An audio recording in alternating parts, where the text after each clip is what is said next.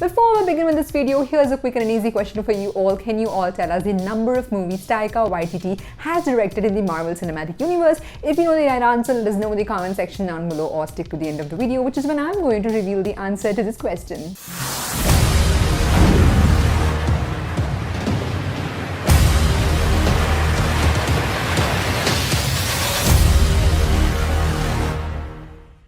Hey guys, and welcome to Filmonger Entertainment, your number one source for all things films and movies. And in today's video, we're going to break down the movie Thor Love and Thunder and also look at details that you might have missed while watching the movie Thor Love and Thunder.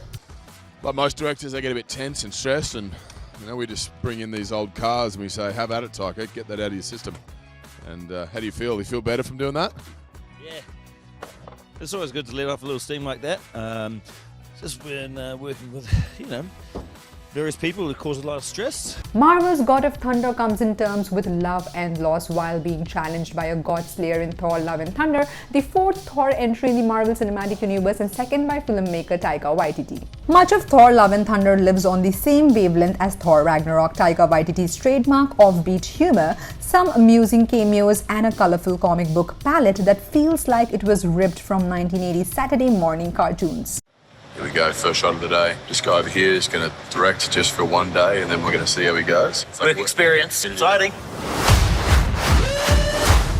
Love and Thunder. It's just so loud and in your face and flamboyant. But the movie also tries and attempts to cramp one too many narrative threads in a single short running time. It also wavers uncomfortably between goofball comedy and more serious elements, never achieving the balance of the previous movie. Thor Love and Thunder opens with sun-blistered alien Gore wandering a desert landscape and burying his dead daughter in the sand. He stumbles across an oasis.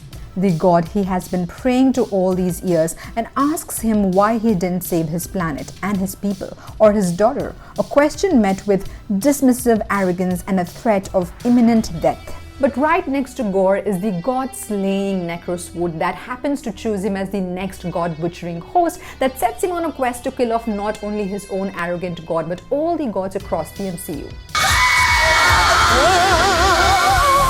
It's been an absolute disaster, but that's just the way it is on my films. Taika is like a big kid, sort of genius child. This imagination is second to none. Unlike Infinity War's Thanos, we immediately identify with Gore's plight. Every god we have seen in this universe is an uncaring, self-centered being that deserves an existential threat that includes Chris Hemsworth's Thor, here presented as a heroic but oafish buffoon, and Zeus, portrayed by Russell, and an over-the-top Greek accent in a scene-stealing extended cameo. Bale is fully committed to his portrayal of Gore, which includes a striking, emaciated presence and flavorful performance in which even the comedic beats are threatening. Gore could have been one of the MCU's few well-developed villains, but because of everything else going on in Thor Love and Thunder, Bale only has about 4 scenes in which to convey the character's complex arc. It's the easiest job on earth. Everybody loves staring at villains, so you get everyone's attention immediately. People go, oh, he had a really tough job of it, playing Gore. And it's like, it's not tough at all. It's the easiest job. Like playing Thor, that's a tough job, right? The out-and-out good guy. Chris had the tougher job out of the two of us. And my kids told me I had to do it. Yeah. Thor Love and Thunder also jettisons the Guardians of the Galaxy after a short initial scene in the movie and throws Tessa Thompson's Valkyrie, who had such a strong and special characterization in the previous film, into the background support. Climatic events in Thor Love and Thunder underscore one of the film's greatest flaws, a plot driven by coincidence and invention rather than even comic book logic. It involves the appearance of Eternity, a memorable character from the Marvel comics who is presented here as a genie who can grant a single wish to one person and resolve the plot with a snap of his fingers. Unlike some of the weaker MCU films like Avengers Age of Ultron, Thor Love and Thunder never turns into a total drag and gets by on the comedy and bright visuals for much of the first 2 acts, but there's little chance to even crack a smile in the film's dark and final act, and the longer these seemingly invisible gods throw CGI effects at each other, the less fun the movie becomes.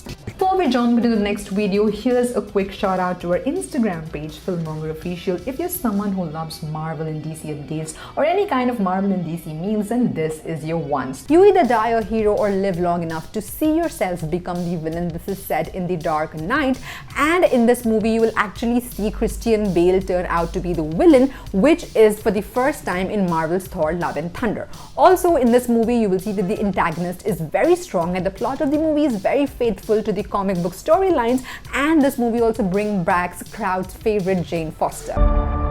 I think Taika is really good at reflecting the way life can be dark and comedic all at once. So we wanted to make a crazy space adventure, but also something that's emotional and means something. Stand back, everyone.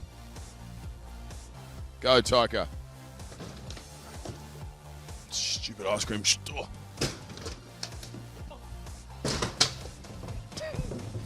Yeah. Infinity Stones. It's good, Taika.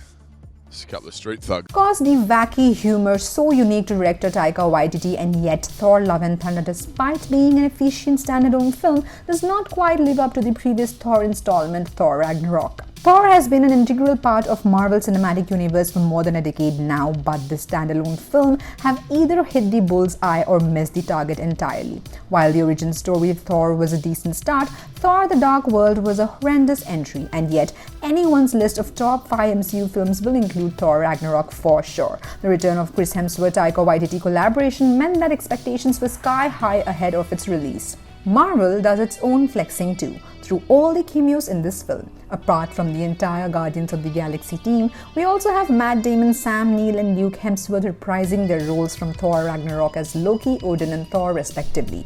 We also see Melissa McCarthy and her husband Ben playing Hela and the director of an Asgardian play respectively, Taika Waititi, who since Ragnarok has directed the Oscar-winning Jojo Rabbit, operates in his favorite genre once again. There are hilarious ideas like a pair of noisy goats, Korg's narration of Thor's backstory, Thor doing leg splits, Valkyrie becoming the ambassador of Old Spice. As always, there are many Easter eggs and even callbacks to films like Interstellar and Harry Potter. We get a shot of dead god Faliger taken straight from the pages of comics. We see Chris Hemsworth putting on the original Thor costumes that comic book readers will recognize. When Thor bears it all during a tussle with Zeus, we get to see a tattoo that says R.I.P. Loki with the trickster's helmet etched on our Space Viking's back. We're introduced to the evil Necro sword, and given how Mjolnir and Stormbreaker seem to have a mind of their own, it's interesting to see more weapons being shown to possess the strength to control people. The first half of the movie brings back all the colors that we loved and appreciated in Thor Ragnarok, but however, the second half is completely shot in dark realm where everything is black and white, but it must be said though that all the action sequences that were shot in monochrome were quite satisfying. Taika wanted to have fun, tell a big story, but also showcase this emotion and this heart that Taika can do. I think Taika is really good at reflecting the way life can be dark and comedic all at once. So we wanted to make a crazy space adventure, but also something that's emotional and means something.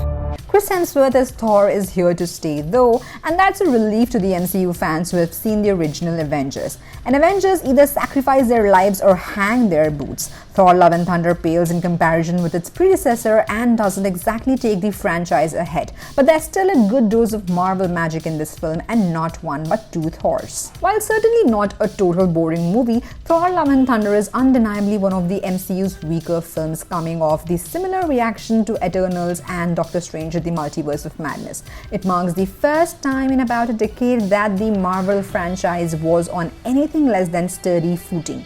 Coming after one of the best MCU films in Thor Ragnarok and largely wasting a fine turn by Christian Bale, this Thor outing is especially disappointing. Just to make ends meet here in New Asgard, the New Asgardians have turned this whole...